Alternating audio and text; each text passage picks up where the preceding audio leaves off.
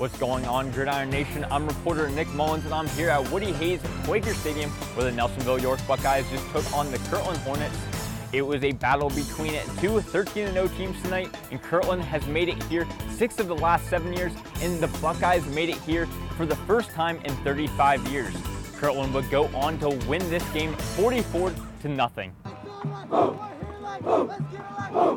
Both of these teams have talented senior quarterbacks. Dylan Foco for Kirtland and Garrett Maiden for NY. Maiden, also NY's kicker, knocked off the A in the stadium name prior to game time. Now the Buckeyes, Chris Cook, Colton Yeager, and Keegan Wilburn were all pumped up and ready to get this Division VI semifinals underway. Nelsonville York would start the game with the ball, but would be forced to punt. The Hornets would lose the ball on that punt, and the Buckeyes would recover. Despite the much better field position, NY could not move the ball in Kirtland's defense. This would be a big story in the game. Kirtland would take over, but Nelsonville York's defense, led by senior Ronnie Wynn, who had a total of 216 tackles prior to this game, stand strong. They forced 3 negative plays, resulting in a Kirtland's missed field goal, but then after another quick stop on defense, and not even 2 minutes later, Kirtland's QB, Dylan Foco, takes it in himself from 1 yard out, capping off the drive, giving Kirtland the 7-0 lead with 2:27 left in the first quarter.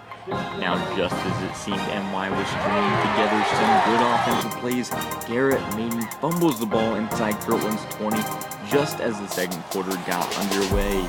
After a couple back and forth possessions, Kirtland has the ball now with 4:15 left in the half, and they decide to get gutsy on 4th and 6.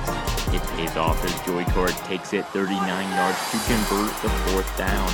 This seemed to really stun NY, and then a couple plays later, Foco again takes it in himself from 1 yard out. The Hornets lead the Buckeyes 14-0 at this point. Just before the half, Kirtland would tack on 3 more by field goal to make it 17-0 at halftime. Now NY would play very well against Kirtland defensively in the first half, despite the 17-0 deficit. Now the Buckeyes, who averaged 395 yards a game, were being shut down offensively, and it wouldn't get any better. NY was without senior Chris Cook for the second half due to a concussion. This was a big blow, and Cook is a leader on this squad. In the second half, the Hornets wouldn't let up, adding 2 more touchdowns in the third quarter, and then 2 more in the fourth, with a final score of 44-0. The Buckeyes just couldn't find a way to score or move the ball. They were outgained 465 yards to 146, and 408 of Kirtland's total yards were on the ground. The Buckeyes just could not stop the 2-headed monster of Jake Niederbecker and Joey Torres. This Kirtland team was just too big all over the field for NY. Kirtland was able to do anything they wanted in the trenches.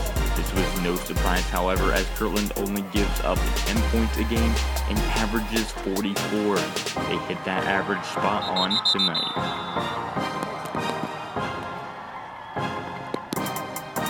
A historic year for the Nelsonville York Buckeyes, with breakout play from seniors Garrett Maiden, the GG Player of the Year, Ronnie Wynn, and Colt Yeager. Now they're going to lose those guys, but they will be returning a running back, Keegan Wilburn, and 3 offensive linemen. They're going to be a wrecking ball in the TVC-Ohio again next season. Now Kirtland will be taking on Marion Local next Saturday, where they're going to travel to the Hall of Fame field with the time to be announced. Now make sure to follow us on all social media platforms to keep tuned to any postseason action.